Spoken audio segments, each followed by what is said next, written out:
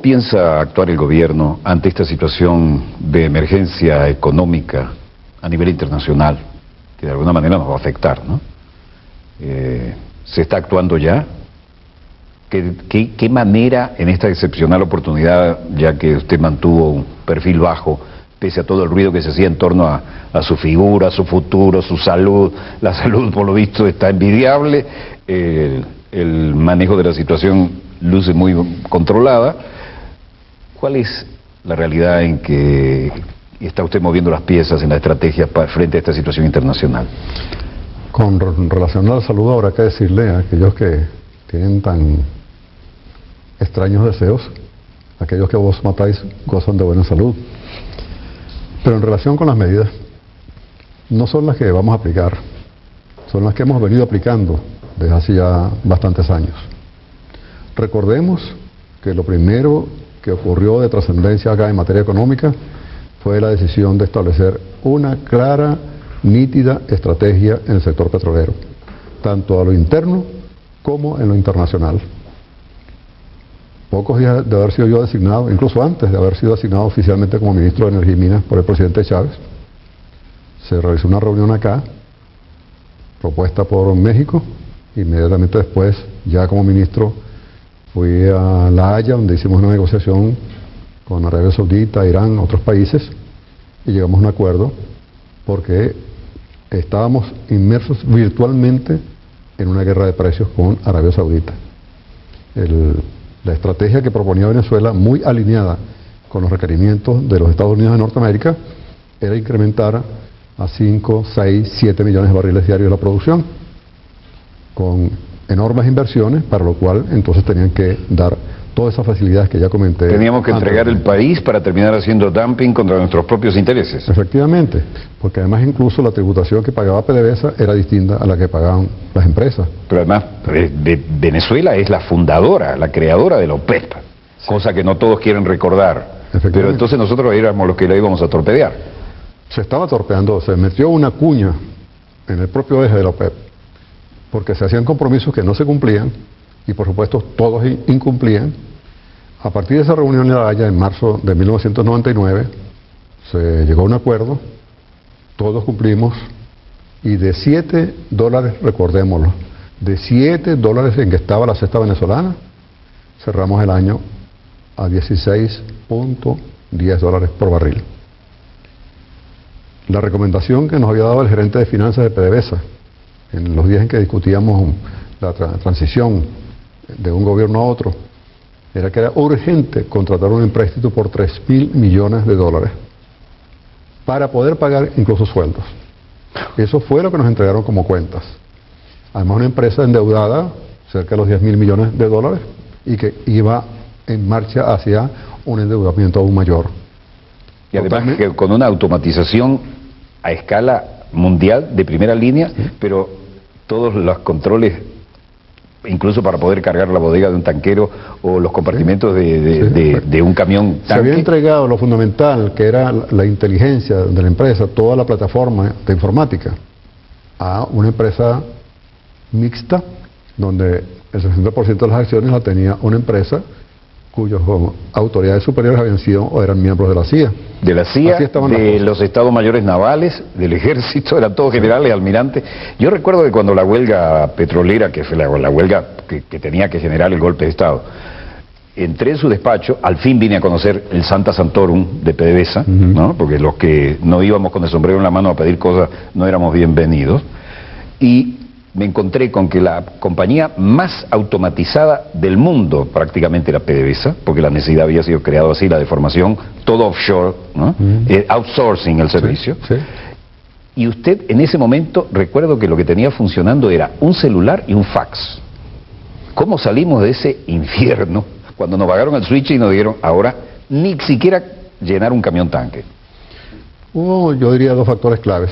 En primer lugar, los trabajadores que demostraron que eran ellos quienes realmente manejaban la industria y no los grandes cerebros que se vanagloriaban de tener el dominio del conocimiento.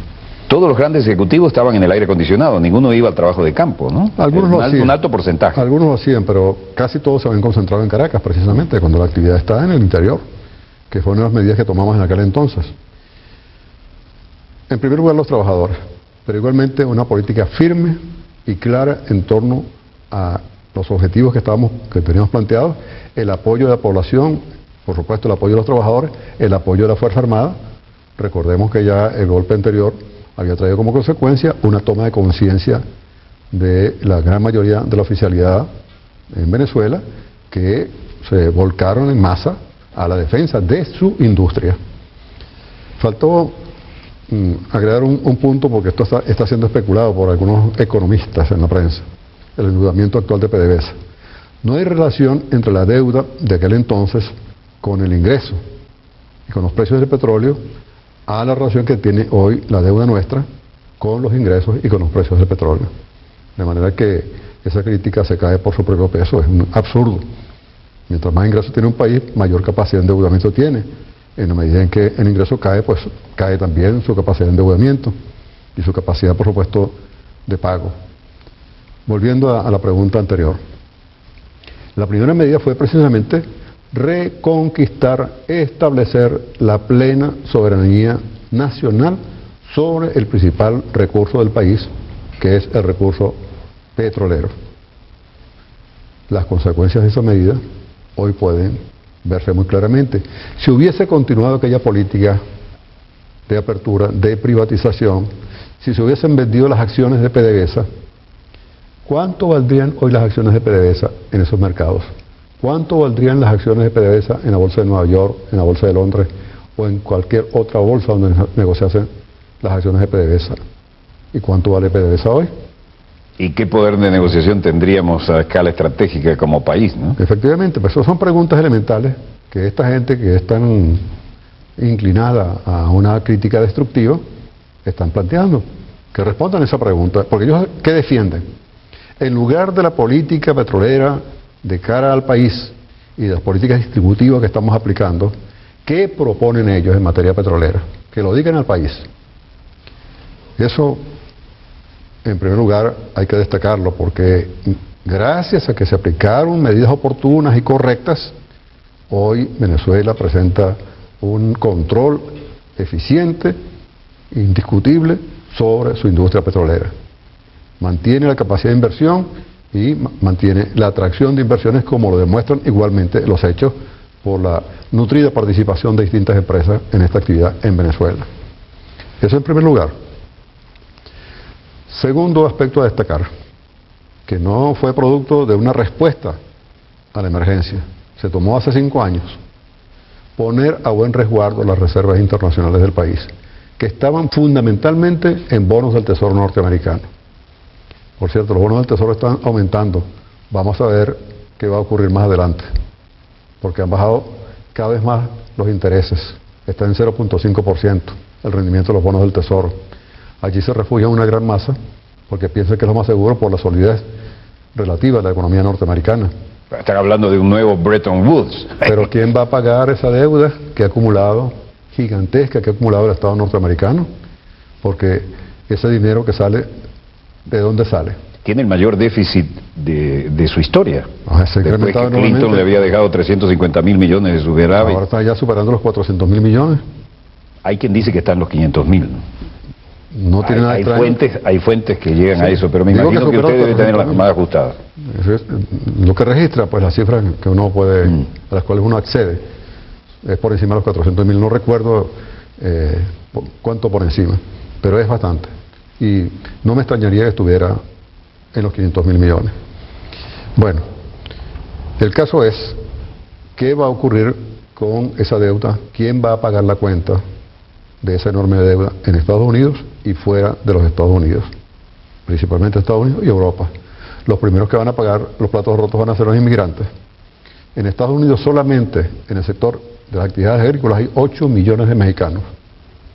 En Europa hay millones de gente que emigró de Europa del Este hacia la Europa occidental. Y miles y miles de africanos, unos cuantos miles de latinoamericanos. Por ejemplo, durante las barbaridades que se cometieron en el Ecuador, migró hacia España una gran cantidad de ecuatorianos. Van a haber medidas represivas, ya las ha habido y se van a acentuar contra los inmigrantes.